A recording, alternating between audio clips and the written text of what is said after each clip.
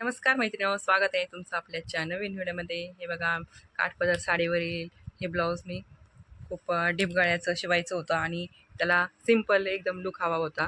त्याप्रमाणे मी ह्या मस्त असा ह्या ब्लाऊजचा डीप गळा केलेला आहे आणि त्याला मस्त अशी डबल लेस लावून असा छोटासा हार बाईचा उरलेला काठापासून एक छोटासा पॅच देऊन असा लेस लावून मस्त अशी डिझाईन तयार केलेली आहे, बघू शकता आपण. आणि याला सुंदर असे मस्त असं 3 प्रकारचे टसल्स बसवलेले आहेत.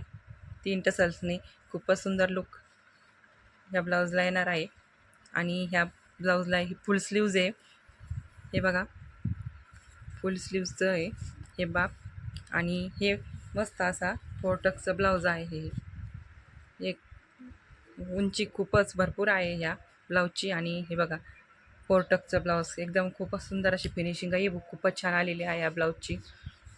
बघू शकता आपण, खूपच सुंदर ब्लाऊज घातल्यावरती एकदम मस्त बसणार आहे हा. आणि याला मस्तपैकी मॅचिंगचे नॉड लावलेले आहे.